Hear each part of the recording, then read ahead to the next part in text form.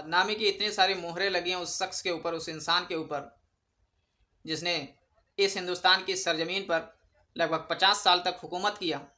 इतना लंबा हुकूमत करने के बाद उसके ऊपर न जाने कितने सारे इल्ज़ाम लगाए जाते हैं। जितना उसका लंबा शासनकाल है, उससे कहीं ज़्यादा उसके ऊपर लगाए गए इल्ज़ामात हैं और उसको बदनाम करने की तरह तरह की कोशिशें हमेशा होती रहती हैं।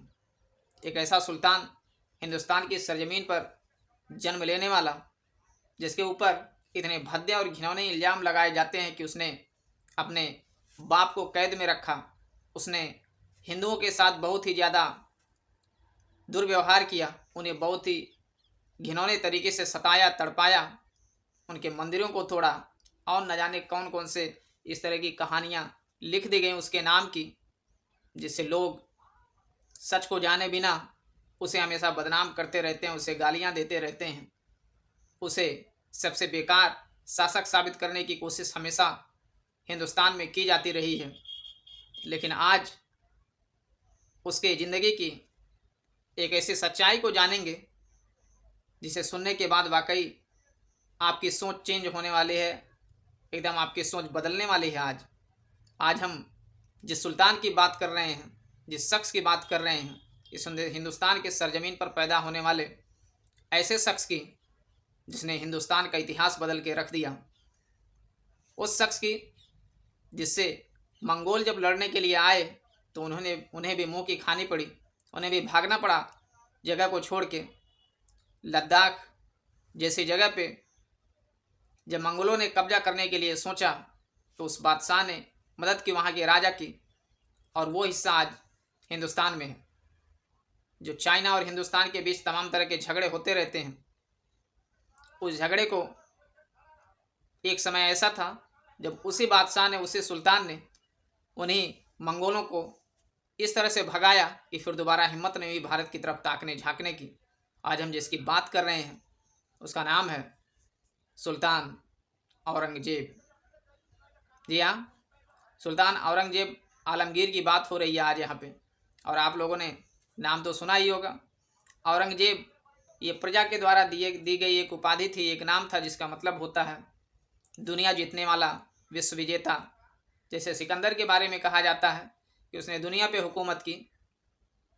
ये भारत का एक सुल्तान था जिसका नाम मुहिउद्दीन था और बाद में इसे औरंगजेब कहा गया, इसकी हुकूमत के कारण, इसके शासन के कारण।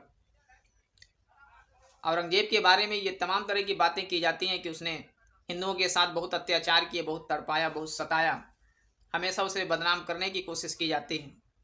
उसकी ज़िंदगी में इल्ज़ामात उसके ऊपर इतने हैं कि एक ही वीडियो में सबको सही बात क्या वो बता पाना बहुत लंबा काम है।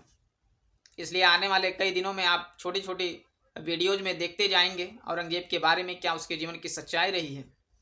आज जो बात कर रहे हैं उस पर ध्यान दीजिए, उसे समझिए।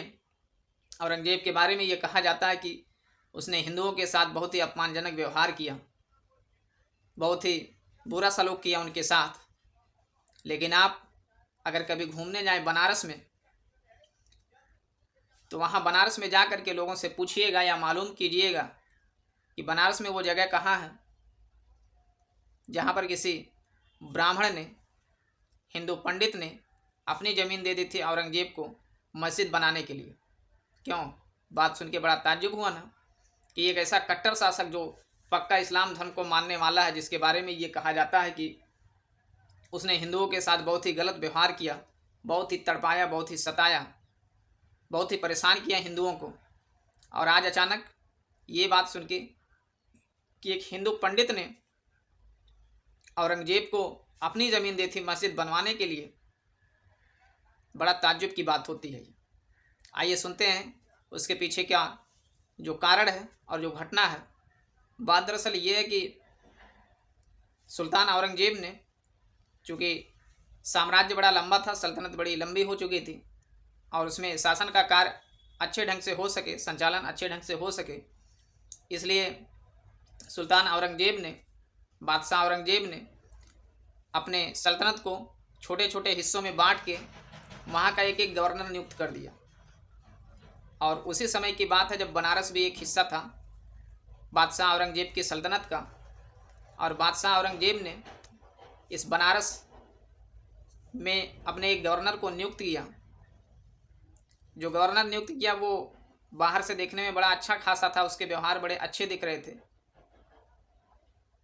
उसको नियुक्त किया औरंगजेब बादशाह ने कि यहाँ की देख रेख करो, वहाँ पे शासन की कार्रवाई के लिए, संचालन के लिए।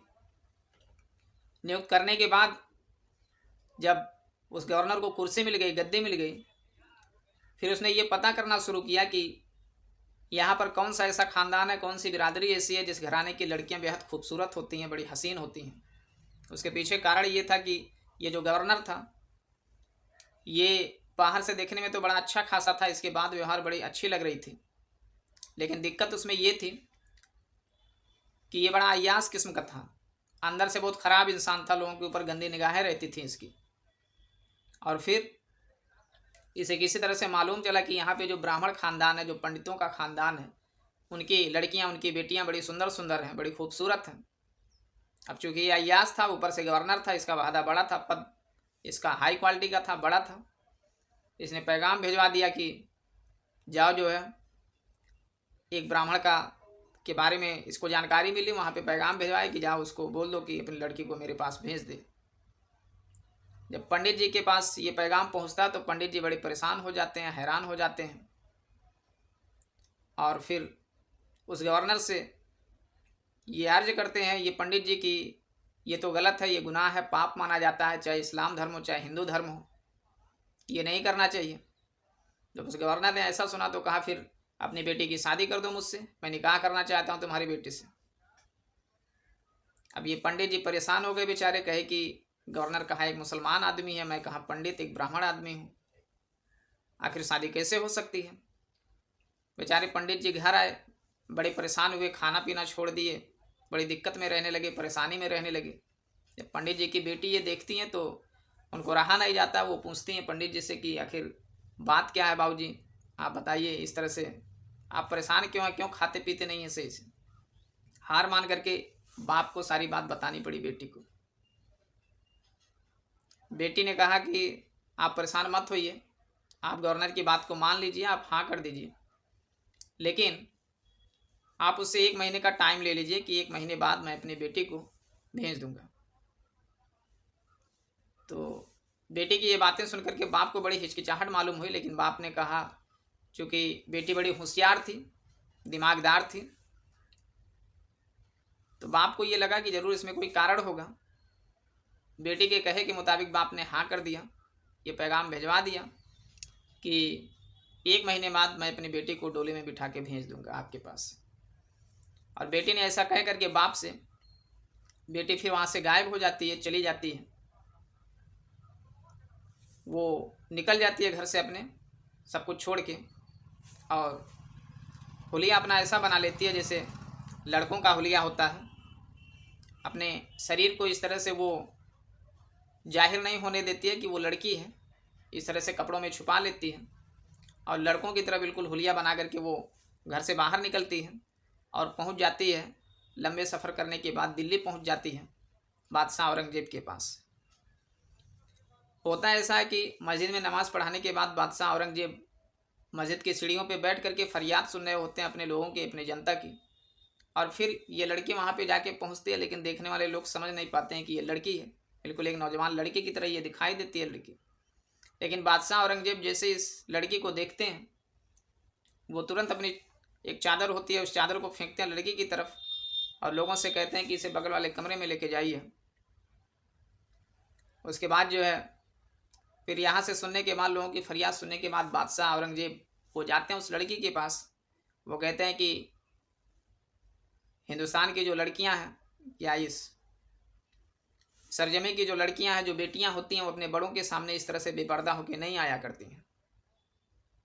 वो चादर देते हैं उस लड़की को, उस बच्ची को ओढ़ने के लिए, और फिर उसकी बात सुनते हैं कि बताओ बात क्या है, दिक्कत क्या है। लड़की सारी बात बताती है। सारी बात सुनने के बाद बादशाह औरंगजेब कहते हैं कि जाओ अपने बाप से कह देना कि गवर्नर जैसा कहता है उसी तरह करें, 1 महीने बाद डोली में बिठा के विदा कर देंगे। लड़की जब ये बात सुनती है तो बड़ा ताज्जुब होता है उसे, वो मन ही मन सोचने लगते हैं कि आखिर एक मुसलमान ने एक मुसलमान का पक्ष खींच ही लिया, अपना रंग दिखा दिया। उल्टे पलटे ख्याल आने लगते हैं, वहाँ से लड़की वापस निकल पड़ती है। लेकिन उसे एक बात और बार बार याद आती है कि अगर बादशाह औरंगजेब का यही ख्याल है, यही मिजाज है, तो फिर बात बात में वो मुझे बेटी बेटी कह के क्यों बुला रहे थे। लड़की के जहन में, लड़की के दिमाग में ये बात घूमने लगती है कि जरूर इसमें कोई बात है, कोई कारण है, आखिर उन्होंने मुझे बार बार बेटी कहा है। यानी वो मेरे बेटी होने का, मुझे बेटी बोलने का जो फर्ज होता वो निभाएंगे जरूर। लड़की जाकर के अपने बाप को सारा बात बताती है। बाप भी सुन के बड़ा ताज्जुब में पड़ जाता है। बाप के दिमाग में भी यही ख्याल आता है कि आखिर एक मुसलमान ने अपना रंग दिखाई दिया, एक मुसलमान का ही पक्ष खींचा, ये लोग अच्छे नहीं हैं। अब तरह तरह के ख्याल आते हैं। लेकिन बेटी जो होती है पंडित जी की, वो ये भी बात बताती है कि बाबूजी इसमें इस तरह की भी बात है कि वो मुझसे बातें तो किए, ऐसा कहे भी, लेकिन बात बात में हमेशा बार बार वो मुझे बेटी बेटी कह रहे थे। इसमें मुझे कोई राज दिखाई देता है, कोई बात है, वो ज़रूर मुझे जो बेटी कहें उसकी लाज रखेंगे। आप वैसा करिए जैसा कहा गया। अब इधर पंडित जी तैयारी करते हैं सब कुछ, उधर गवर्नर बड़ा खुश होता है। फिर वो वक्त आता है, बेटी की विदाई होती है, डोली सजा दी जाती है, बेटी बैठ के उसमें विदा कर दी जाती है। गवर्नर और उसके साथी बड़े आराम से, बड़े मौज मस्ती से उछलते कूदते हुए ले जाते हैं डोली को। और फिर अचानक उसी भीड़ में एक चादर में लिपटा हुआ एक शख्स दौड़ता हुआ भीड़ को वहाँ से चिढ़ता फाड़ता जा करके गवर्नर के पास पहुँचता और उसकी मुट्ठी को तेजी से पकड़ लेता है। और पकड़ इतनी मजबूत थी कि गवर्नर बिल्कुल हक्का बक्का हो जाता है, परेशान हो जाता है। उसे शक होने लगता है कि ये कोई मामूली आदमी नहीं है, ये आखिर है कौन। और जैसे ये कुछ करता और तब तक चेहरे से चादर हटती है और देख के उसके पाँव के तले से ज़मीन खिसक जाती है। उसके होश उड़ जाते हैं कि अरे ये तो बादशाह औरंगजेब आ गए। और जब लोग ये देखते हैं कि यहाँ पे बादशाह औरंगजेब हाजिर हो गए हैं तो सब वहाँ से भाग जाते हैं। फिर बादशाह औरंगजेब उस गंदे गवर्नर को वहाँ पकड़ते हैं और हुक्म देते हैं कि हाथियों को लाया जाए।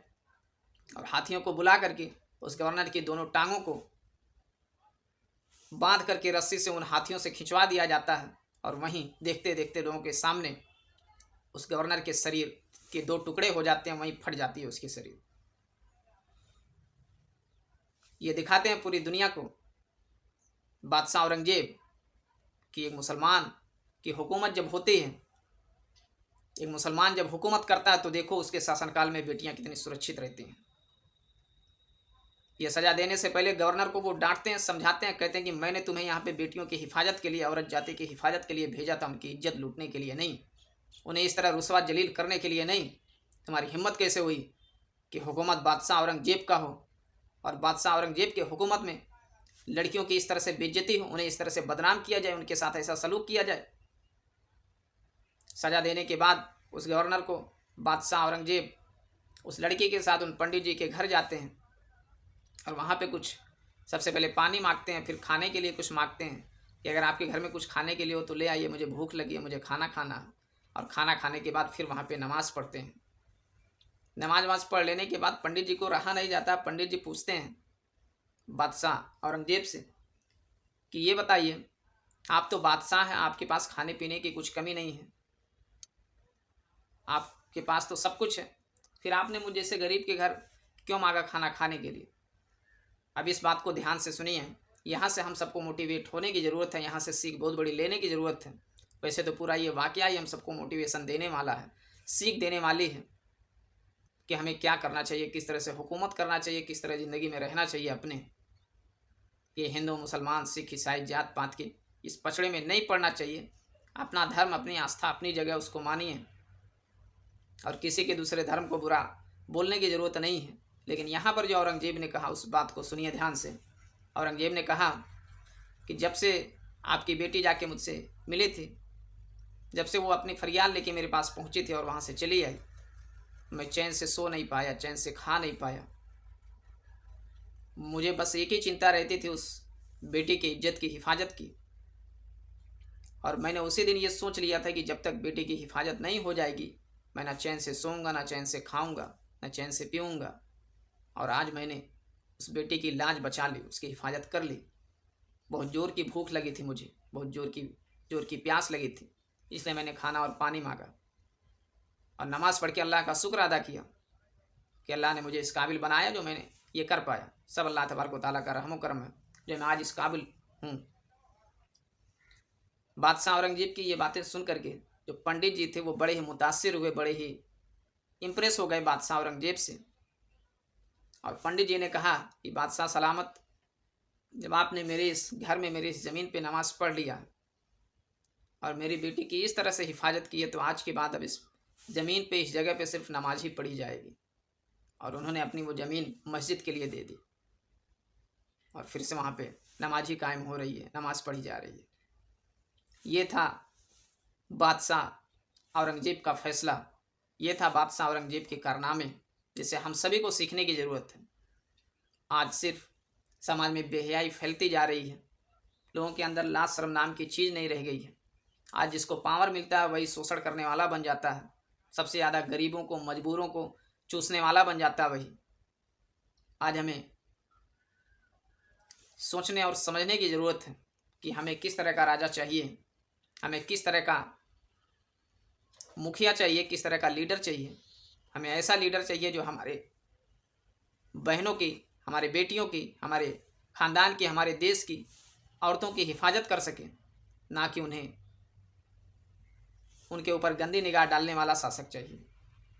हमें ऐसे लोगों की ज़रूरत है जो हिंदू, मुसलमान, सिख, ईसाई सबको एक में लेके चल सके, जो सिर्फ एकता की बातें ना करे बल्कि एकता का काम भी करे, लोगों के दिलों में मोहब्बत पैदा करे, ना कि अपनी बातों से, अपने कामों से सिर्फ लोगों के दिलों में नफरत घोलने का काम करे। हम सभी युवाओं को, देश के बच्चे बच्चे को सीख लेने की ज़रूरत है। लेकिन उसी औरंगजेब को लोगों ने ऐसे बदनाम किया, उसी औरंगजेब के बारे में उल्टी पल्टी कहानियाँ लिख करके, उल्टी पल्टी घटनाएं लिख करके ऐसे ऐसी बात की लोगों ने कि जिससे इंसान उसको इतना बेकार समझता, उस बादशाह को इतना नीच और घटिया किस्म का समझता है कि सिर्फ नफ़रत के अलावा उनके सीने में प्यार की कोई जगह ही नहीं बची औरंगजेब के लिए। जबकि सच्चाई ये नहीं है। सच्चाई जानने के लिए हम सभी को पढ़ने की ज़रूरत है, इतिहास पढ़ने की ज़रूरत है, सच बात को जानने की ज़रूरत है। ऐसी बहुत सारी घटनाएं हैं औरंगजेब के जीवन की, इनका इंशाअल्लाह एक एक वीडियो आपके सामने आती रहेगी और आप सच्चाई जानते रहेंगे। औरंगजेब लगभग 50 सालों तक शासन किया और 50 साल के शासनकाल में बहुत सारे काम किए, बहुत सारे सुधार किए। आप जानते होंगे कि सती प्रथा एक बहुत ही खराब नियम था हिंदुस्तान का, जिसमें औरतों को जलाया जाता था। जब उनके शौहर का इंतकाल हो जाता था हिंदू धर्म में, तो उनकी चिता के साथ औरतों को जिंदा लिटा दिया जाता था। सती प्रथा था ये। लेकिन बादशाह औरंगजेब ने अपने शासनकाल में सख्त मनाही कर दी, इस पर रोक लगा दी। और उसी औरंगजेब को आज इसी हिंदुस्तान में, इसी समाज में इतना बेइज्जती के साथ उसका नाम लिया जाता, सबसे खराब शासक बताया जाता उसको। औरंगजेब उतना बुरा नहीं जितना उसे दिखाया जाता है। खुद महात्मा गांधी ने भी तारीफ़ की औरंगजेब की। हम सभी को सच जानने के लिए सच को पढ़ना होगा, सच को जानना होगा। आप भी सच जानने के लिए सच को पढ़ना शुरू करिए, सही चीज़ को जानने की कोशिश कीजिए। फिर ये जो दिल में नफ़रतें बैठी हैं एक दूसरे के लिए, ये सारी की सारी नफ़रतें ख़त्म हो जाएंगी। हम सभी को मोटिवेट होने की ज़रूरत है औरंगजेब से। उठाइए किताब और सच को पढ़िए, सच को जानिए, फिर ये दिल की नफ़रतें अपने आप ख़त्म हो जाएंगी।